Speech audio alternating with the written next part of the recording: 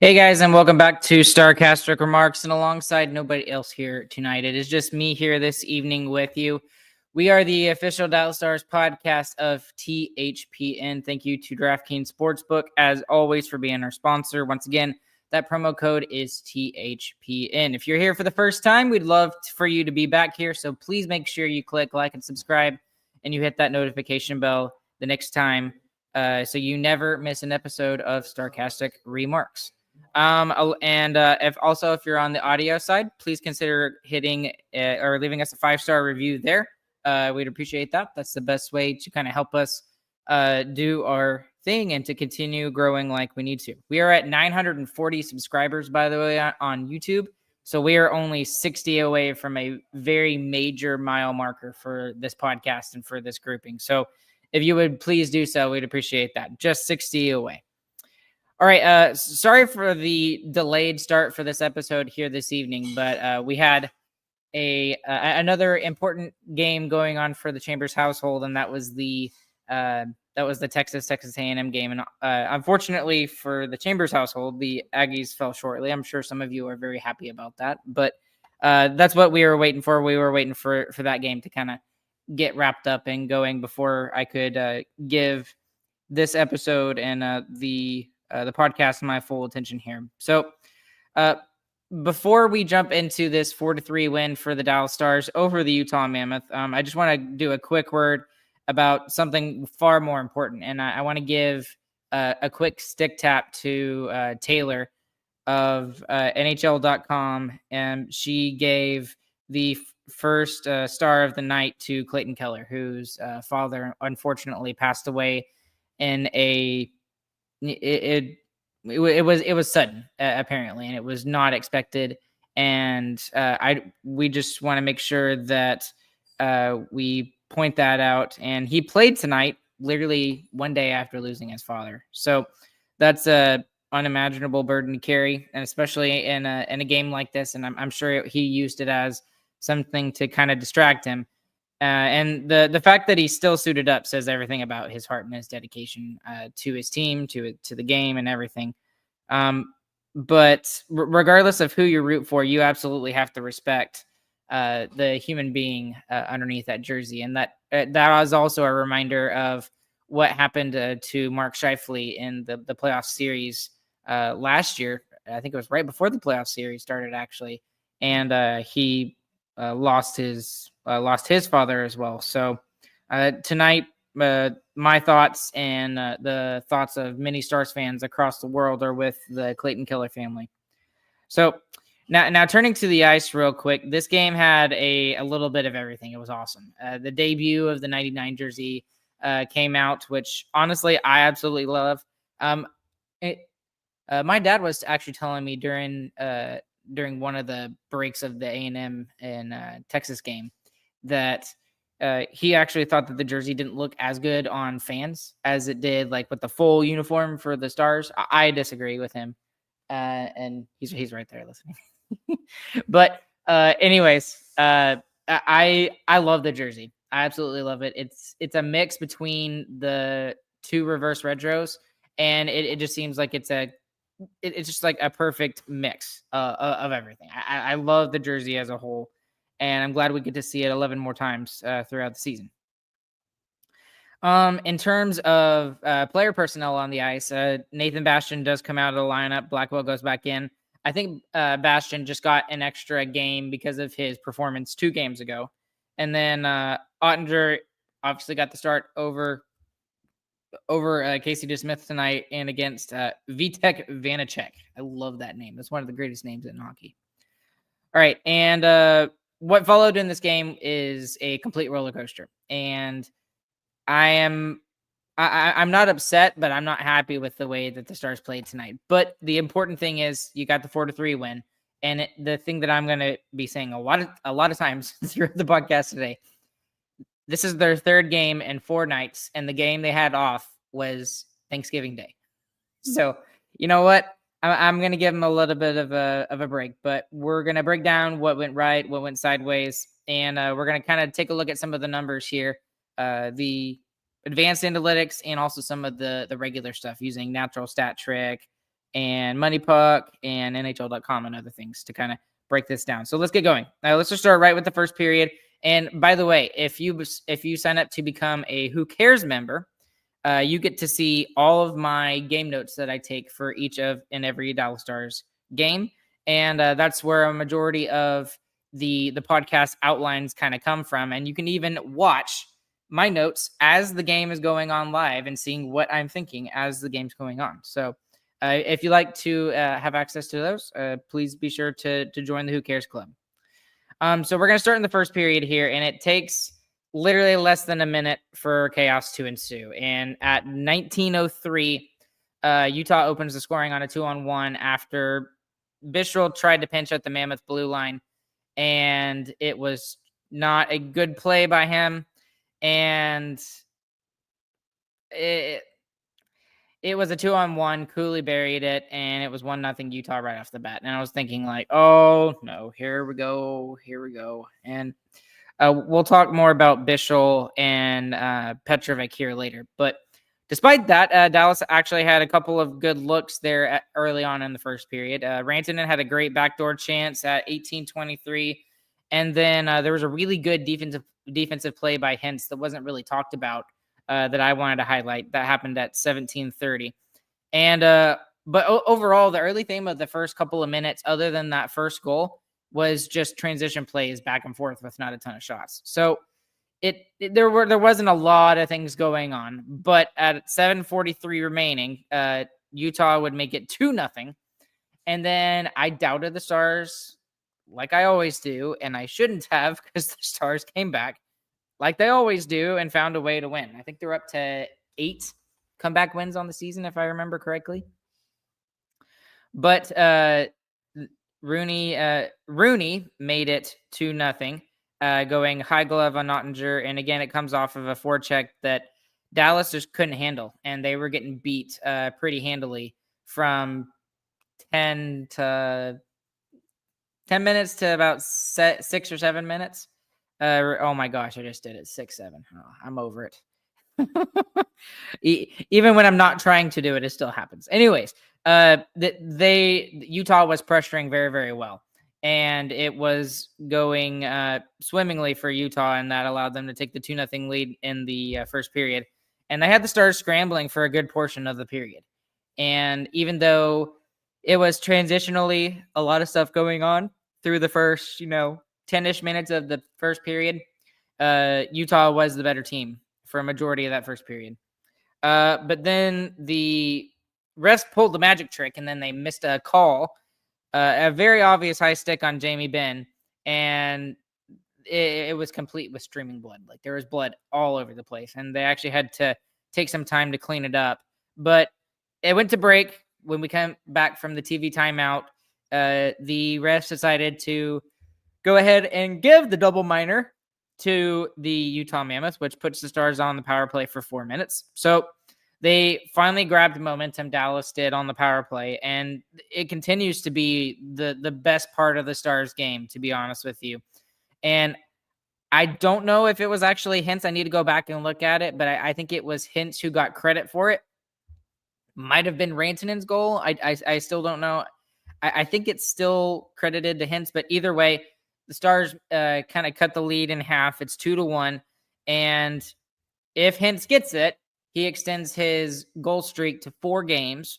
And the best home power play in the NHL continues. And it's clicking at basically a 40% rate right now, that's just absolutely ridiculously nuts. So the period would end 2-1 in favor of Utah, but Dallas has some juice and has some momentum going into the first intermission. So I was happy with that, and that they were able to use the power play to kind of get themselves back into this game.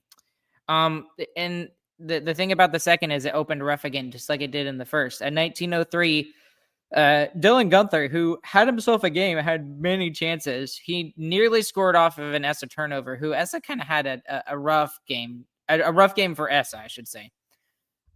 Utah would then trap Dallas in the defensive zone for extended stretches. And again, this is just fatigue showing for the Dallas Stars. They're the third game in 4 nights. So it is what it is. And the legs were definitely noticeably heavy. And even Razor was mentioning something about it. And it wasn't a shot at the Stars. It was a full on fact. And the fact that, especially in their defensive coverage, where normally they would be able to make plays, they were just a step slow and not able to get to where they normally were. But then the chaos that is Dallas Stars hockey smiled upon them, and at 10:55, Petrovic kind of just flung a puck towards the net, and it kind of double bounces like a rock across a pond, and there was a broken skate blade for Simashev, which kind of opened up an ability for Jamie Benn to put an easy puck past Vitek Vanacek. I'm going to say that as many times as possible because it's awesome. Vitek Vanacek. I need to say that right. So anyways, it's a tie game off of Jamie Benn's stick. It's his 401st goal in the NHL. It's 2-2. Dallas would build off of that instantly, and at 10:40, Robos would score off of his own rebound, and it was set up by a forecheck from Capobianco, who we'll talk about Capobianco here in a little bit. But this is a game where Capobianco looks like an NHL regular. This was one of the best games that he's played as a member of the Dallas Stars. Christian Cayley 3278, thank you so much. Thanks for doing this, Ryan. Always enjoy hearing your thoughts. Excited to see what this team looks like without Duchesne and Harley. So Duchesne and Harley I think Duchesne is coming close. He actually had a really interesting and a really thought-provoking Instagram post where he kind of opened up about how he's struggling with his injury so far this season. And I think Harley is still pretty far off. I think he's still got about 2 to 3 weeks left would be my guess, but they're calling it week to week. I think Duchesne is technically listed as day to day. I apologize all of my yawning, but this team has played well without both of those players. Christian, they've been very, very good despite all the injuries that they have faced. But let's get back to the game here real quick. So it's 2-2, and Utah would answer back at 3:46, or excuse me, 3-2 in favor of Dallas, thanks to Robo. And Utah would answer back, and it's just a broken play where McBain finds the puck. He grabs it, throws it down, knocks it into the net. And it's just another play that was triggered by Liam Bichel. Liam Bichel had a shot chance in the Utah zone where he fanned on it, and Petrovic wasn't exactly strong enough on McBain in the crease, and it just ended up being 3-3. So again, some fatigue showing there as well. So not too bad, but again, 3-3. And then something happened that we don't really see a whole lot of. And you know what? Credit to the refs for doing it. But with 1:55 left, Dallas would go 5-on-3, getting 2 minors from 2 different players that were on the ice. So, Dallas goes to the 5-on-3. The old Zuboff rule is if you have 45 seconds of 5-on-3, you absolutely 100% should score. And the Stars do. And of course, who is it? None other than Wyatt Johnston, who has 10 goals on the power play this year. And he leads the NHL. And nobody else even has 8 or 9. There are 5 players that are tied with 7. So just ridiculous. And it was a gorgeous warlock pass, as Razor puts it, by Rantanen, who just threaded it through cross zone and took the hypotenuse all the way to Wyatt Johnston. It was fantastic. And Stars would lead 4-3 going into the third period. And the third period was excellent too. There was not as much going on through the third period, but what was nice is that the Stars were able to kind of clamp it down and make sure nothing happened. It started with Sagan absolutely blasting Sean Dursey in the corner, and that seemed to kind of energize both benches a little bit. But Utah immediately would get some chances. Krause and Gunther would both have high-quality looks. Bichel would continue his rough night with several with several shaky decisions, and he had some failed clear attempts out of his own zone too. But on the flip side of that, despite Bichel kind of having a rough game and also Petrovic having a little bit of a rough game as well, Capobianco, I had to write something about him again. He just kept shining. He had some strong neutral zone reads. There was one play in particular where it looked like the Mammoth were going to be able to have an odd man rush, and Capobianco just very calmly just kind of stepped up and took a pass and got in the way of a pass. And he had some strong play in his own zone and some steady play under pressure, which we haven't really seen a whole lot of from Capobianco this season. But the middle of the period is just basically pure survival mode by the Dallas Stars. They had some chances, but the Utah Mammoth were racking up some chances, and especially the one that was more noticeable than any of them was Clayton Keller. He was showing why he's one of the most underrated players in the NHL, and he had 1, 2, 3, 4 chances that I can count off of my notes. So just ridiculous that I'm not even sure he got on the score sheet here tonight. I need to look that up. But Dallas would spend several straight shifts with about 5 to 6 minutes remaining in the game where they're just kind of surviving in their own zone.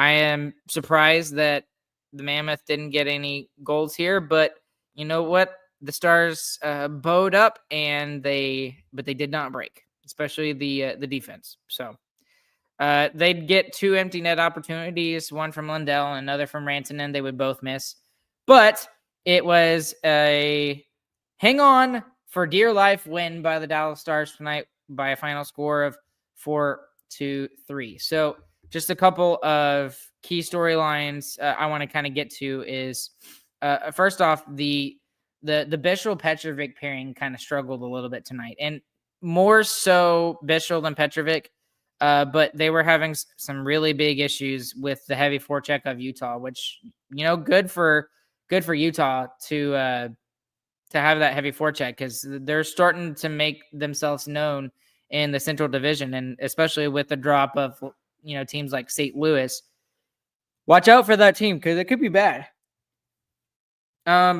He also had a couple of turnovers that led to rush chances, and of course he had 2 goals by the I almost said Kraken. 2 goals by the Mammoth that were directly connected to him.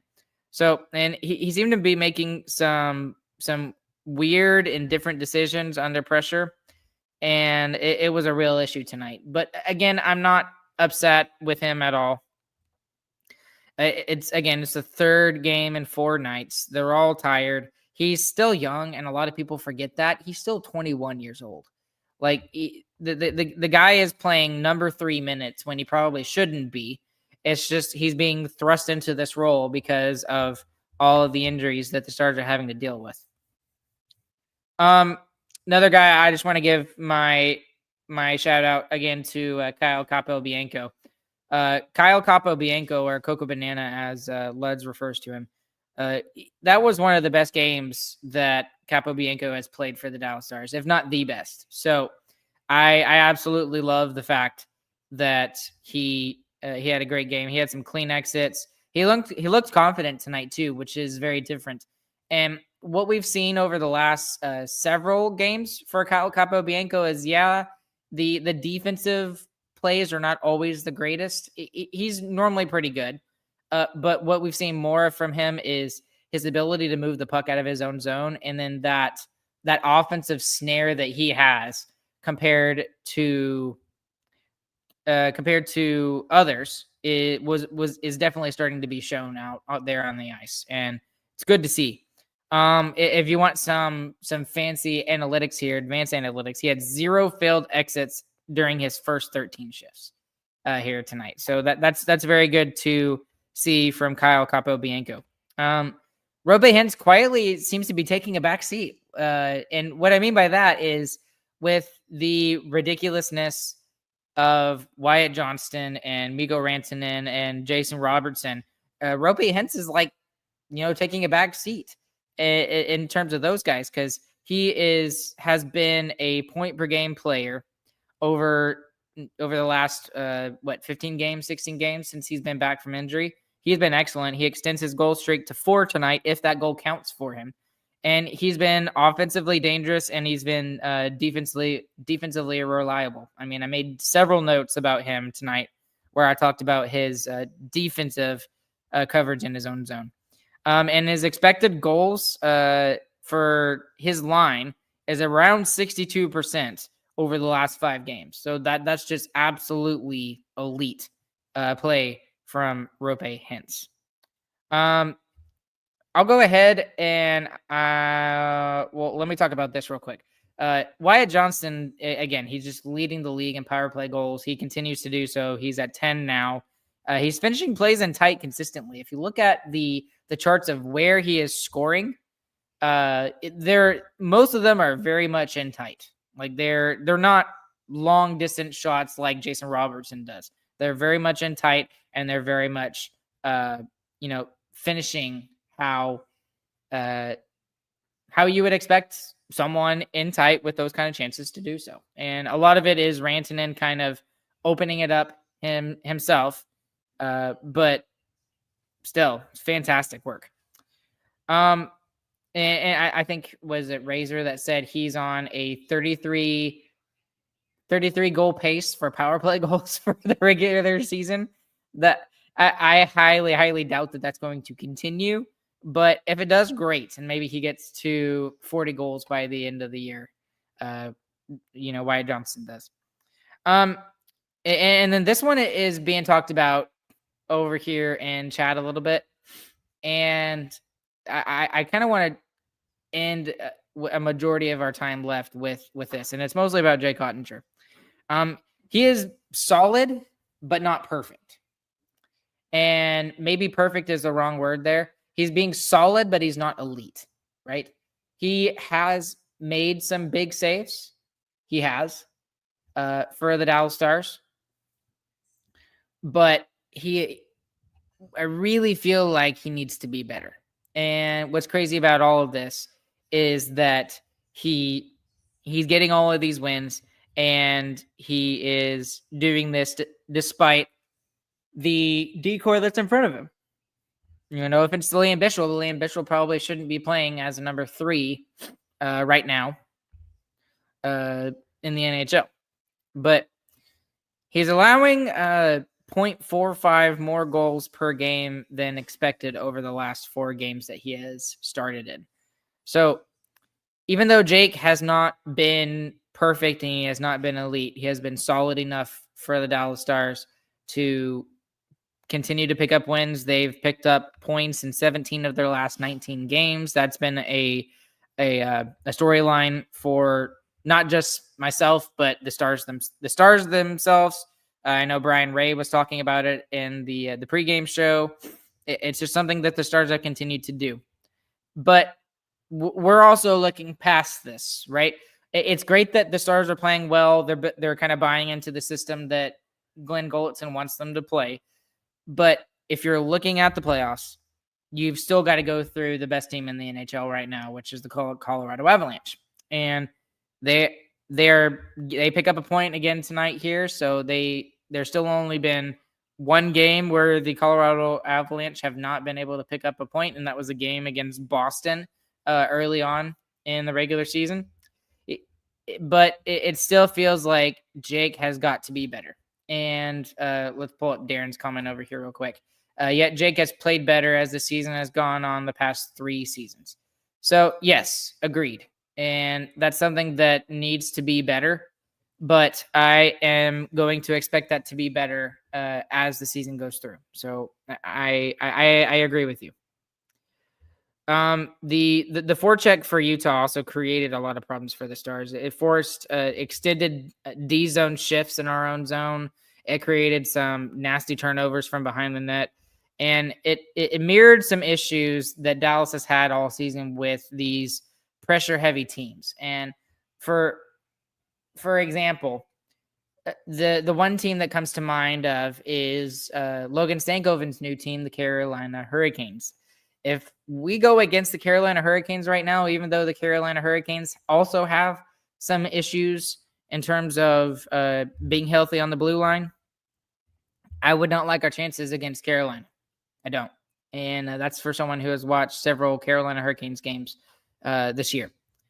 The Stars have got to figure out a way to deal with those pressure heavy teams, and they've got to push through even though they're tired. And that's a lot easier said than done for me sitting in my comfy chair at home rather than being on the ice at the American Airlines Center. A couple of things that went wrong, just to highlight them real quick. The D zone puck battles, we kind of lost them repeatedly here tonight. But again, third game in 4 nights. Bishop Petrovic, they were underwater all night, and it worries me about Esa Lindell and Miro Heiskanen as well. With all of the minutes those 4 guys are playing, they're playing way above what they should be doing. And maybe a day off tomorrow will help, and that will be good.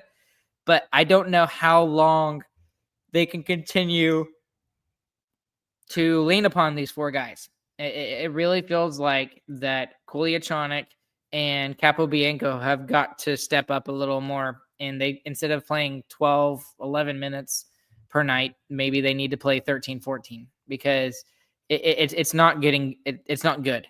And I don't think that it's a recipe for success, especially if both Lyubushkin and Harley are going to be out for another 3 or 4 weeks. That worries me tremendously. Fatigue was clearly visible for the Stars here tonight. I'm not worried about that. That will get better when the Stars have more rest. Ottinger's glove side, the vulnerability on that glove side continues for Otter. And I'm not sure that, I don't know. I'm not sure if it was just a tonight thing or whatever, because again, he's played 2 games in 4 nights, but that's normal in the playoffs. So maybe that's something that he and Jeff Reese, the goaltending coach for the Stars, can kind of look at and fix. But there were several things that did go right here tonight, and the Stars were able to lean upon that. And most of that was the power play. The Stars power play remains top 3 in the NHL and the best at home. And it's just absolutely lethal. Your top players were your top players tonight. Johnston, Rantanen, Hintz, they all had impactful games. Capobianco, like I said, had perhaps his best game as a Dallas Star. He was very good. And despite the chaos, the defensive group, the top 6 for the Dallas Stars right now, they're on the blue line, is bending, but they're not breaking. So that's a good thing. Darren, you said Capo played his best game. Is that not being better? Yes. He's playing well, but the thing is he's only playing about 12 minutes time on ice on average. Let me look here real quick. I don't want to make myself a liar here. If I remember correct, he played more minutes than Kolyachonok, but not much. Okay, so he had 12 minutes and 40 seconds. Okay. I think I need him to play more minutes. Take some of those minutes away from Bish or from Heiskanen, or maybe he can play a little bit more on the power play. I don't know. But that would be something that I would like to see a little more. It's just give a little bit more responsibility to Kolyachonok and to Capobianco. They've got to play more minutes because otherwise we're kind of driving our top 4 into the ground with how much they're playing right now. They're way being overused, in my personal opinion. So now Dallas is going to be looking forward. They got a game on Sunday and then another back-to-back on Tuesday, Wednesday, just like they did this past week. It's going to be interesting to see what they can do and see if we picked up a point on the Colorado Avalanche here tonight. Just ridiculous. Like, it seems all of these teams in the Central Division right now are just playing absolutely out of their minds ridiculous. Minnesota is on an 8-game tear. Colorado still picked up a point here tonight, but they had a 10-game winning streak that was snapped tonight. I mean, Utah is kind of going on the opposite side, but they're playing a little bit better as of late compared to how they did earlier. I think they were like 1-5-1 at one point. And I'm not saying they've been great, over the last couple of weeks. I think they've been like 2-2-3 or something like that. But the Central Division is very top heavy right now. Let's just say that. So it's just crazy looking at the standings right now. And they say that if you are in a playoff spot at American Thanksgiving, you're more than likely going to be making the playoffs come April. So that's going to be interesting to see what if the Stars can make that happen. And I think if there's a year where that's less true, I think this is this year, because the standings are just everywhere. If you go and look at the standings, especially in the Eastern Conference, it's just so ridiculous how tight everything is.